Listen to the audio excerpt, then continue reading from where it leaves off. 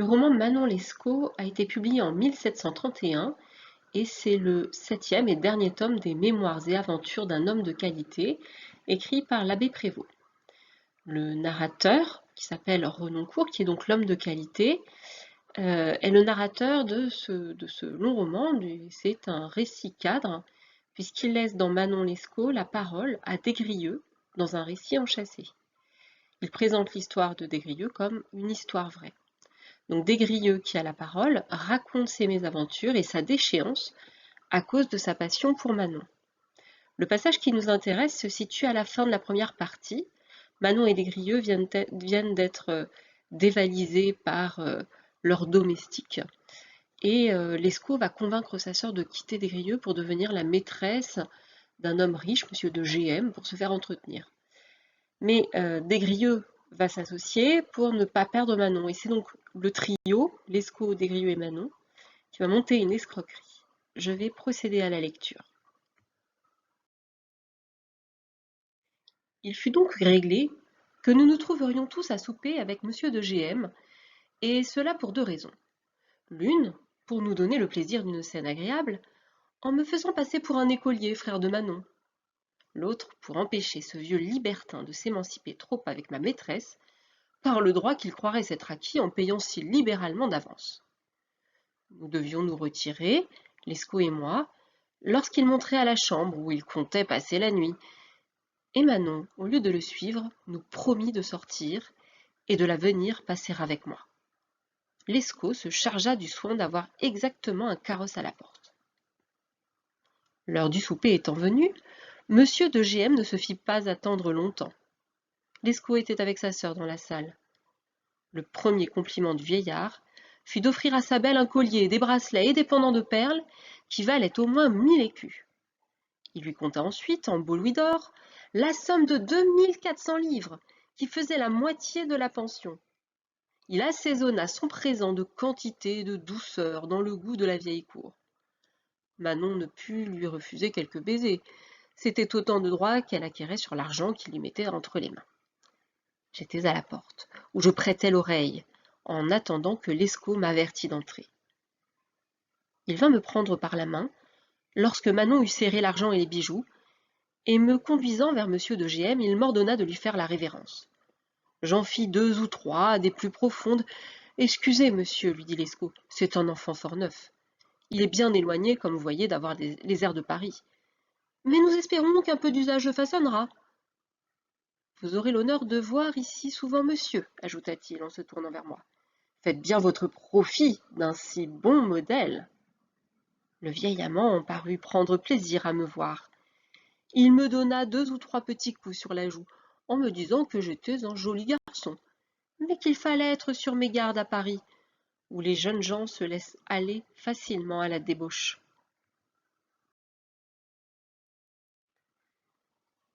Nous montrerons en quoi cette scène romanesque est à la fois plaisante et instructive. Nous suivrons les différents mouvements qui sont composés en différents paragraphes. Chaque étape suit finalement le déroulement de l'escroquerie. Des lignes 1 à 7, nous étudierons la révélation du plan. Des lignes 8 à 15, nous brosserons le portrait satirique du vieux libertin. Enfin, à partir de la ligne 16, nous nous intéresserons à l'entrée en scène de Des-Grieux. Le premier mouvement fait donc état du plan qui est prévu par le trio. D'ailleurs, le verbe régler montre qu'il y a eu préparation de la duperie. Tous les trois suivent un plan préétabli. Il est donc décidé du moment convenu. Nous nous trouverions tous à souper avec monsieur de GM, donc on voit qu'il s'agit d'un choix stratégique. Le souper, c'est un moment de convivialité pour mettre en confiance monsieur de GM. De plus, il s'agit du repas qui a lieu avant la nuit, et la nuit, justement, favorisera la fuite du trio. Notons que les initiales GM désignent la victime de façon un peu anonyme. Cela renforce l'effet de réel. Les raisons de la présence de Lescaut et de Des-Grieux sont présentées à travers un parallélisme, l'une l'autre. Desgrieux justifie sa présence au dîner, il a voulu joindre l'utile à l'agréable. En effet, la première justification de sa présence est associée à un champ lexical du divertissement, à travers, à la ligne 2, le terme plaisir ou le terme agréable. Donc il s'agit de s'amuser en jouant un tour au vieux GM. En outre, on relève le champ lexical du théâtre, avec le terme scène, en me faisant passer, ou encore pour un écolier. Ce lexique théâtral suggère que ce plaisir ne sera pas uniquement celui du personnage, mais aussi celui du lecteur. Donc Desgrieux nous donne envie de découvrir cette fameuse scène dans laquelle il va jouer un rôle d'enfant.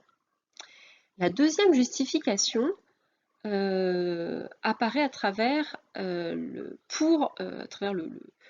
complément séquentiel de but, pour empêcher ce vieux libertin de s'émanciper trop avec ma maîtresse, par le droit qu'il croirait s'être acquis en payant si libéralement d'avance.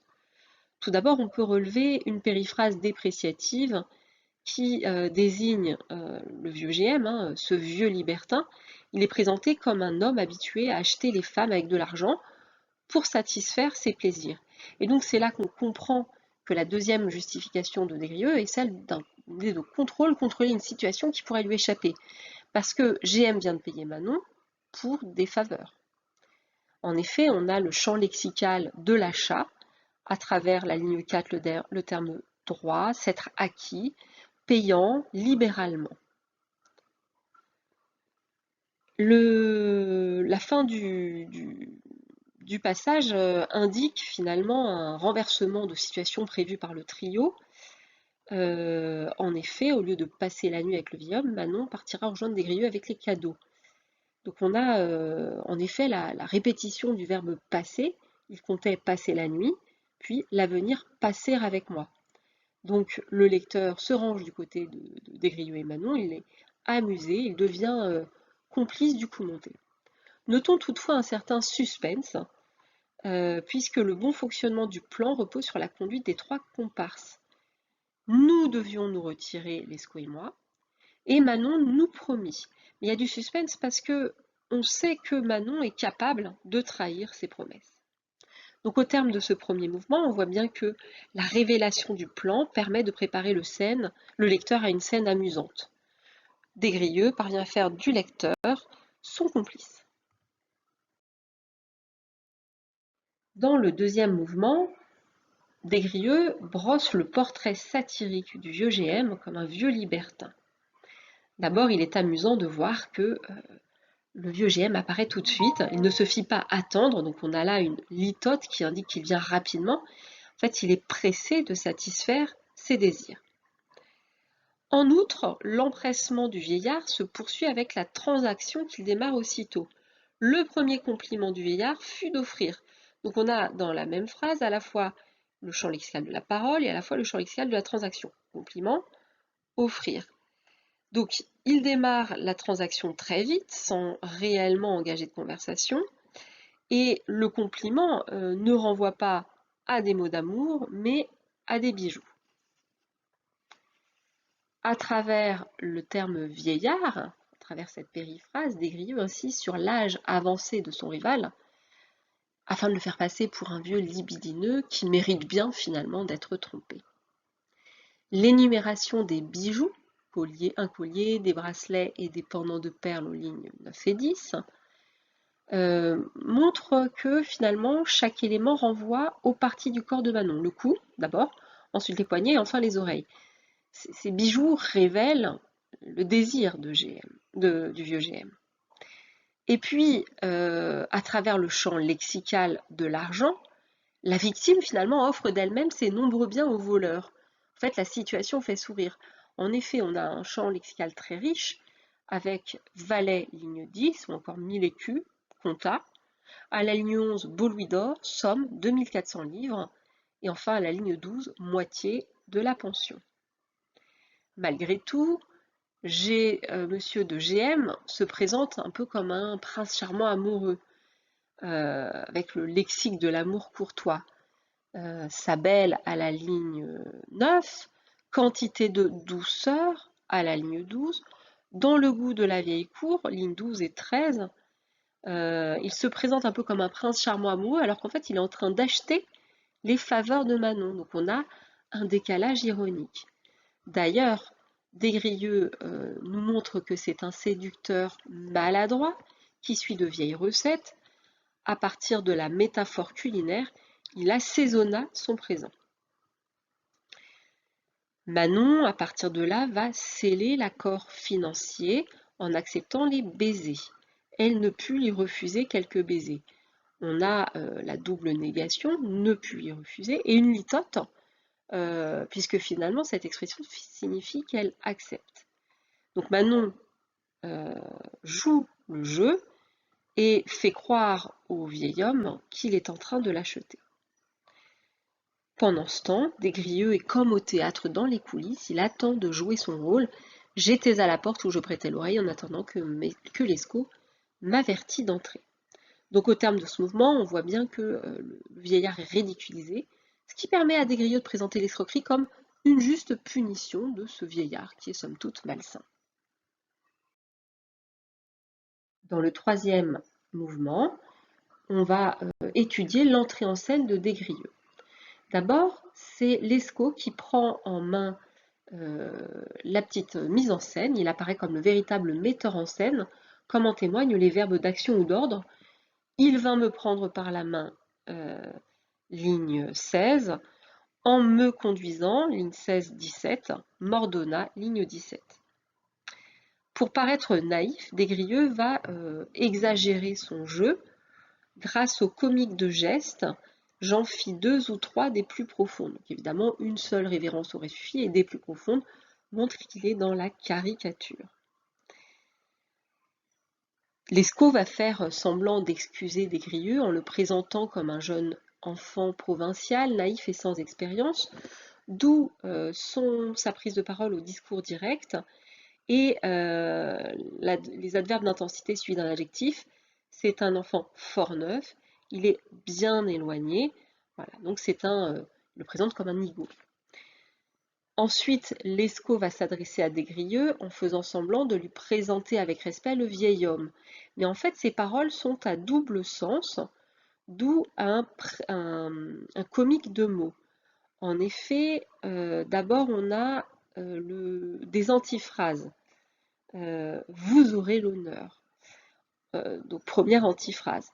Ensuite, faites bien votre profit. Là, c'est du double langage, puisque ça veut dire d'abord prendre pour modèle, c'est ce que comprend le vieux GM, mais aussi profiter de, ce qui signifie voler. Et ce deuxième sens échappe bien sûr au vieux GM. Enfin, un si mot modèle est une périphrase qui désigne Monsieur de GM, mais en fait c'est une antiphrase, puisque le vieillard est loin d'être un bon modèle, il est à la fois naïf et libidineux. D'ailleurs, la naïveté de GM va être renforcée par la suite. Il se réjouit de la présence de Desgrieux, il lui fait même un geste paternel, il le complimente sur sa beauté. Il parut prendre plaisir à me voir, il me donna 2 ou 3 petits coups sur la joue en me disant que j'étais un joli garçon. C'est là du comique de caractère. En se montrant gentil avec le petit frère, sans doute que le vieux GM pense séduire la grande sœur. Et finalement, on a du comique de situation à la fin de l'extrait aux lignes 23-24, puisque le vieux GM va donner des conseils à Desgrieux, et ces conseils font sourire pour 2 raisons. Il fallait être sur mes gardes à Paris, d'une part. Les jeunes gens se laissent aller facilement à la débauche, d'autre part. D'abord, c'est comique puisque le vieux GM est un débauché qui se permet de faire la morale sur les jeunes gens. Et en plus, ils mettent en garde Desgrieux, qui est en train de le voler et qui est l'amant de celle qu'il croit acheter. En fait, il devrait suivre lui-même ses propres conseils. Donc on trouve bien, au terme de ce mouvement, on trouve bien tous les ingrédients de la comédie, des rôles qui sont joués, du double langage et un personnage ridicule. Donc en conclusion, il s'agissait de voir en quoi cette scène était à la fois plaisante et instructive. Elle est plaisante puisque Desgrieux manie habilement l'art de la parole et dans sa manière de raconter, il transforme une affaire d'escroquerie en scène de comédie. Elle est ensuite instructive puisqu'il s'agit de faire une satire des mœurs. En effet, le vieux GM est un débauché qui en plus se permet de donner des leçons de morale. Cet extrait est bien à l'image de l'ensemble du roman, parce qu'elle révèle l'ambiguïté du décrieux narrateur. Celui-ci déguise un épisode immoral, hein, une scène d'escroquerie, afin d'atténuer sa responsabilité. Et on retrouve ces mêmes stratégies quand il est en prison à Saint-Lazare face à l'aumônier, puisqu'il lui avoue: je lui présentais les choses à la vérité du côté le plus favorable pour nous. Donc il en est de même pour cette péripétie.